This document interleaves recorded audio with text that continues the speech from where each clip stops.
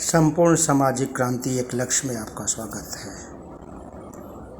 शशिभूषण साका आपका स्वागत करते हैं।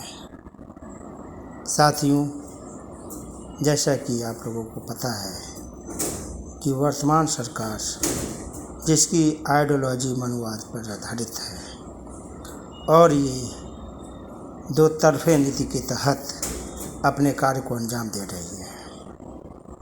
इसका कार्य उसी तरह से है जैसे कि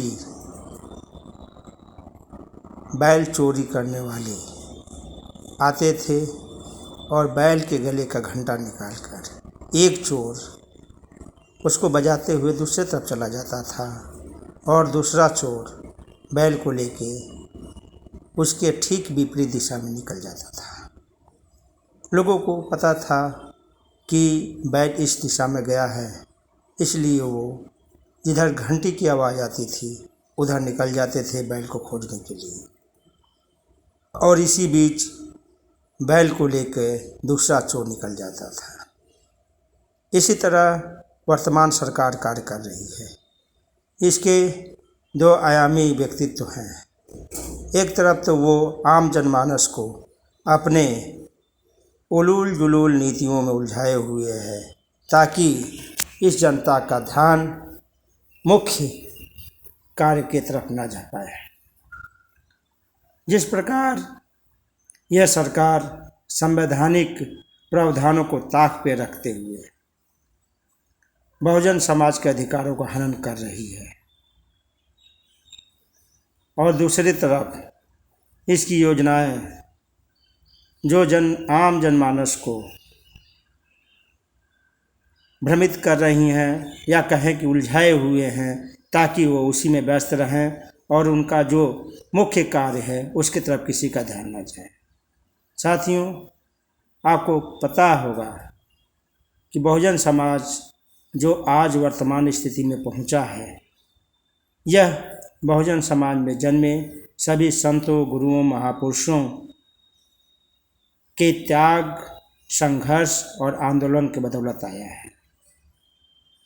इसी श्रृंखला में सदी के महानायक डॉक्टर भीमराव अंबेडकर ने पहले तो अपने आप को खड़ा किया संघर्षों के माध्यम से, और उसके बाद अपने ज्ञान और संघर्ष के द्वारा बहुजन समाज और भारतीय स्त्रियों को जिस प्रकार सामाजिक न्याय और अधिकार दिलाने का कार्य किया, ऐसा उदाहरण विश्व में कहीं नहीं मिलता है।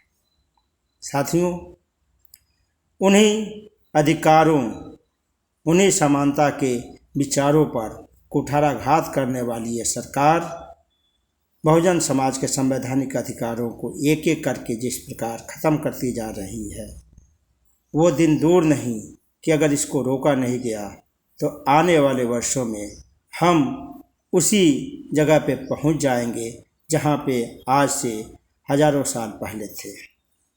क्योंकि यह शोषणकारी मनोवृत्ति, इसका कभी भी मानवता में विश्वास नहीं रहा है, मानव समानता में विश्वास नहीं रहा है, बल्कि ये इतनी गिरी हुई मानसिकता है कि जिस गर्भ से जन्म लेते हैं उस स्त्री को भी इनके महापुरुषों और इनके साहित्य में शूद्र की संज्ञा दी गई है।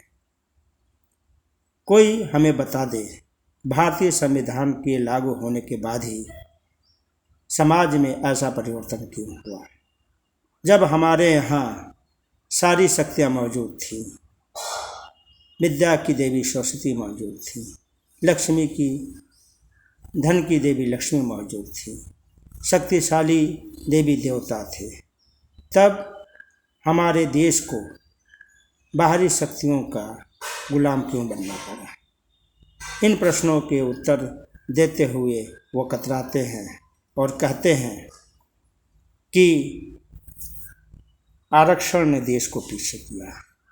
मैं इन महापुरुषों से जानना चाहता हूँ कि आरक्षण तो संविधान लागू होने के बाद हुआ, क्या संविधान लागू होने से पहले जो ये तथाकथित योग्यता से परिपूर्ण और समाज की अगुवाई करने वाली जातियाँ थीं, उन्होंने समाज के लिए क्या किया है? क्या उन्होंने सारे समाज के लिए शिक्षा के द्वार खोले, सारे समाज के लिए अधिकार दिलाने का कार्य किया, महिलाओं के उत्थान के लिए क्या कार्य किया। और यदि देखा जाए तो इन शक्तियों के द्वारा हमेशा ही ऐसे आंदोलनों और कार्यों का विरोध किया गया जिसमें स्त्री शक्ति, बहुजन समाज में समानता और सब में समभाव की बात की गई। साथियों, इनका हिंदुत्व का जो सिद्धांत है, बहुजन समाज में पिछड़े SC/ST वर्ग के लोगों को ये पूछना चाहिए कि जो हिंदू साम्राज्य की संकल्पना इन्होंने लाई है, हिंदू राष्ट्र की संकल्पना इन्होंने लाई है, उनमें इनका स्थान क्या रहेगा? क्या वही स्थान होगा जो आज से 200 साल पहले था, जिसमें इनको शिक्षा का अधिकार नहीं था, धन रखने का अधिकार नहीं था, हथियार रखने का अधिकार नहीं था, स्वाभिमान से जीने का अधिकार नहीं था?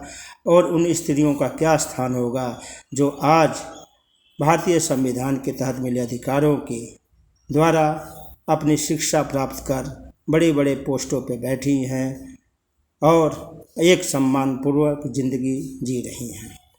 उन महिलाओं, उन बहनों को भी पूछना चाहिए कि अगर हिंदू राष्ट्र बनता है तो उनका स्थान क्या होगा? क्या उनकी भी स्वतंत्रता घर की दहलीज तक सिमटा कर रख दी जाएगी और उनको बच्चा पैदा करने वाली मशीन के रूप में, भोग विलास की वस्तु के रूप में उपयोग किया जाएगा? साथियों, ये बड़ा ही कठिन दौर है और इसके लिए शोषणकारी शक्तियों का माकूल जवाब देने के लिए बहुजन समाज और समाज में सारी स्त्रियों को एकजुट होकर इसका प्रतिकार करना चाहिए। अगर हम ऐसा नहीं कर पाए तो हजारों सालों के इन संघर्षों का जो हमें फल मिला है, इन शोषणकारी शक्तियों के द्वारा एक एक करके ख़त्म कर दिया जाएगा और इससे न केवल राष्ट्र कमज़ोर होगा बल्कि सामाजिक विद्वेष और भावना में भी घोर असमानता व्यक्त होगी, जिसके कारण राष्ट्र में, समाज में असमानता, अशिक्षा और जो घोर शोषणकारी व्यवस्था की स्थिति आएगी, जिससे कि सामाजिक असंतुलन पैदा होगा और इसके द्वारा राष्ट्र कमज़ोर होगा और हमारी आर्थिक स्थिति और भी कमज़ोर होती जाएगी। इनके महापुरुषों का सिद्धांत ही मानवता के विपरीत रहा है। ये मानव समानता की बात नहीं करते, ये मानव विभेद की पैदा करते हैं। ये अल्पसंख्यक रहते हुए बहुसंख्यकों को 6747 जातियों में बांटकर उनको अल्पसंख्यक बना दिए और खुद उन पे शासन करने के लिए तरह तरह के षड्यंत्र रचते रहे हैं। साथियों, यही बात जाके समाज में बतानी है कि इनका उद्देश्य क्या है, इनके सपने क्या हैं, ये आपके लिए कौन सी योजना लेके आने वाले हैं। और यदि हम ऐसा नहीं बता पाए तो हम बाबा साहब भीमराव अम्बेडकर के 4 पुत्रों, जिनकी शहादत उन्होंने समाज के उत्थान के लिए दी है, वो नाकाम हो जाएगी और हमारे आने वाली पीढ़ियाँ उसी सनातनी गुलामी का शिकार हो जाएंगी। शोषण और अत्याचार के दलदल में फंस के वो कहेंगी कि एक समय ऐसा था कि इसी दलदल से निकालने के लिए हमारे महानायकों ने अपने जीवन की आहुति की और उस दौर के बाद एक ऐसा दौर आया कि हमारे ही पूर्वजों ने अपनी नपुंसकता और अपने अक्षमता के कारण हमें पुनः एक बार सनातनी गुलामी की दलदल में ढकेल दिया। साथियों, इसके लिए हमें कृत संकल्प होना चाहिए। हम किसी शोषण में विश्वास नहीं रखते, हम ये नहीं चाहते कि कोई हमारा शोषण करे, हम किसी का शोषण भी नहीं करना चाहते। हम अपने अधिकारों की बात करते हैं, हम अपने अधिकारों की मांग करते हैं, हम संविधान के तहत मिले सभी अधिकारों की बात करते हैं, जिसके द्वारा एक व्यक्ति के अपने संपूर्ण विकास के लिए जो वातावरण होना चाहिए वो मुहैया कराया गया है। साथियों, इन्हीं शब्दों के साथ संपूर्ण क्रांति एक लक्ष्य में द्वारा ये मुहिम चलाई जा रही है और हमें आशा ही नहीं बल्कि विश्वास है कि आप लोग इससे जुड़कर सामाजिक क्रांति में अपनी महती भूमिका अदा करेंगे। इन्हीं शब्दों के साथ पुनः आप सभी को जय भीम, जय मंडल, जय जोहार, जय भारत, जय संविधान।